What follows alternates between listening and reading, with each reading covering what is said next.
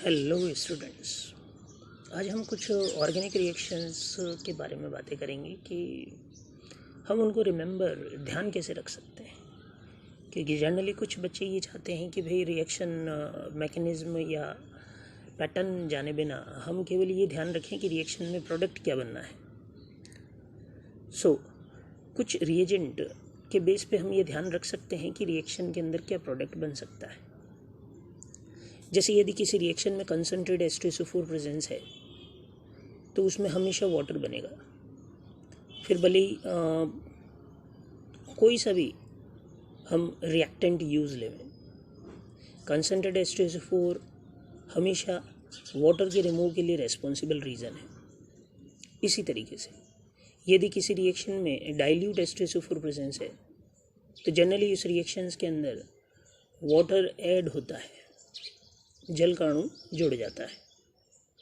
इसी तरीके से यदि किसी रिएक्शन में एल्यूमिना Al2O3 और साथ में टेम्परेचर है या इसकी जगह H3PO4 भी उपस्थित हो और साथ में टेम्परेचर हो तो वाटर हमेशा बाहर निकलता है। इसी प्रकार यदि HNO3 रिएक्शन में भाग ले रहा है और H2SO4 उसमें केवल उपस्थित है, प्रेजेंस है, तो भी वाटर रिमूव होता है। और यदि किसी रिएक्शन में diborane B2S6, hydrogen peroxide H2O2 और NaOH की प्रेजेंस है तो भी उसमें वाटर का मॉलिक्यूल ऐड होता है। ये तीनों केवल उस ऑर्गेनिक कंपाउंड के साथ रिएक्ट करते हैं और उस ऑर्गेनिक कंपाउंड में केवल वाटर ऐड होता है। साइड प्रोडक्ट या उसका अपने को डायरेक्टली कोई लेना देना नहीं होता।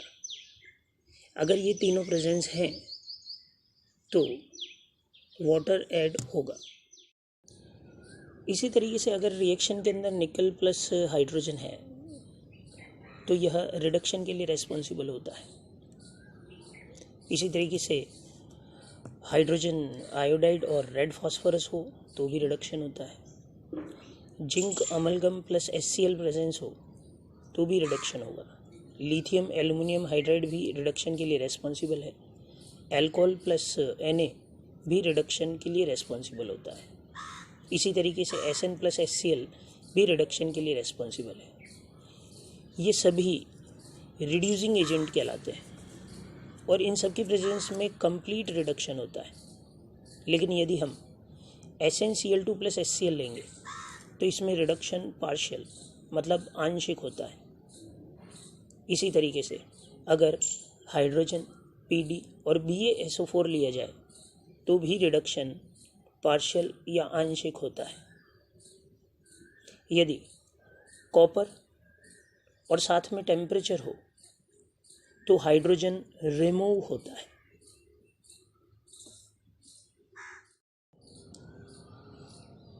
यदि रिएक्शन में PCl5 पार्टिसिपेट करे तो हमेशा POCl3 एंड HCl रिमूव होता है।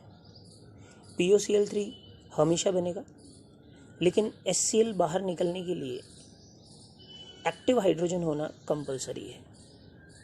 जो भी कंपाउंड PCl5 के साथ रिएक्ट कर रहा है उसमें अगर एक्टिव हाइड्रोजन है तो HCl भी निकलेगा, अदरवाइज POCl3 ही निकलेगा।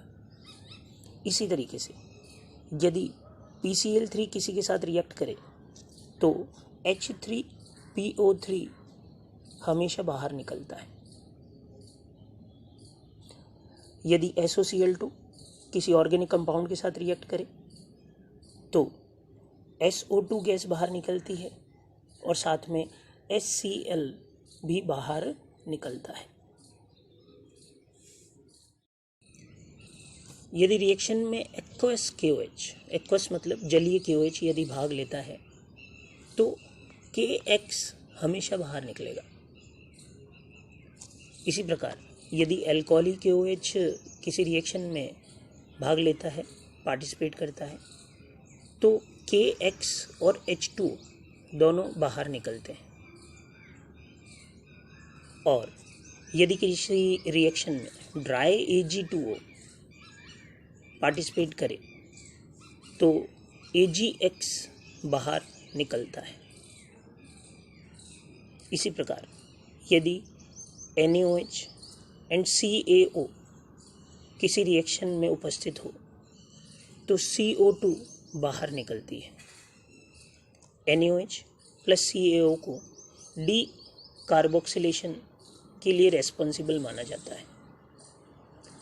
इसी तरीके से अगर किसी रिएक्शन में मेटल मतलब धातु उपस्थित है तो यह मेटल हमेशा हाइड्रोजन को बाहर निकालती है या हेलोजन को बाहर निकालकर उसके साथ जुड़ जाती है।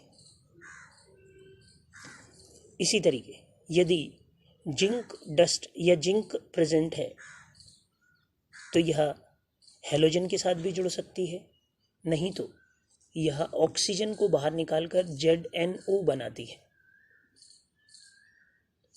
यदि किसी रिएक्शन में ड्राई AlCl3 प्रेजेंट है तो यह HCl को बाहर निकालने में सहायक होता